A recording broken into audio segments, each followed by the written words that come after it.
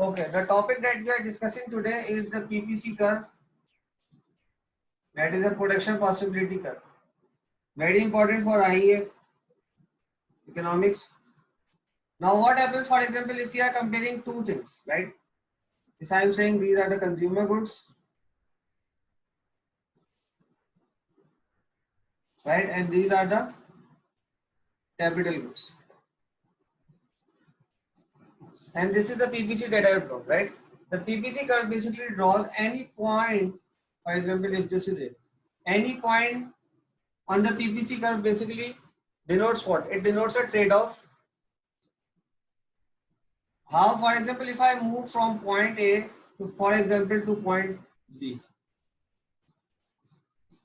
So what I have done, I have basically, this was the quantity before, I am taking as T. Now it has reduced to T1. This is for the capital goods, it was, for example, T, you can say Q earlier, and now we have gone to Q1. What has happened, that we have reduced the consumption of consumer goods, and we have increased the consumption of capital goods. So there is a trade-off, right? Reducing this has led to an increase in the use of capital goods. Now another important factor, that what this point represents. Any point on the PPC curve represents what? It represents the trade-off. It represents a relationship between these. For example, if it's consumer and capital goods, right?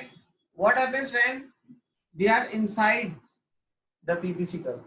When we are inside the PPC curve, it means that this is inefficient allocation of resources.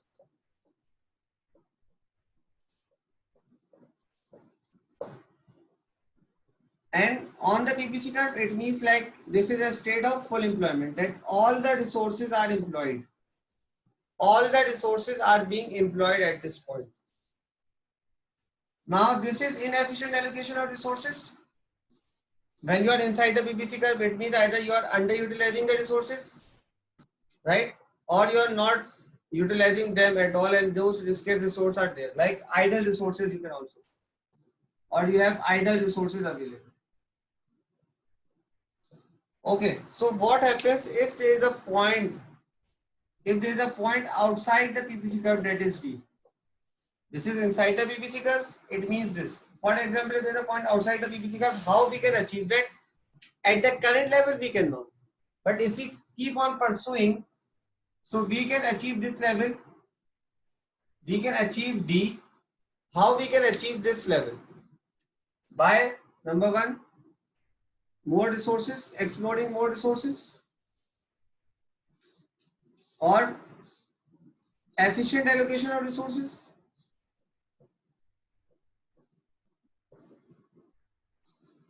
And the third thing is improvement in technology. So by improvement in technology, you can also reach this level that is outside the PPC curve, but it takes time, right? So for example, if we are at B, it means that we are allocating more resources to capital goods. So in the long run, what will happen, that we will be able to shift to point D easily.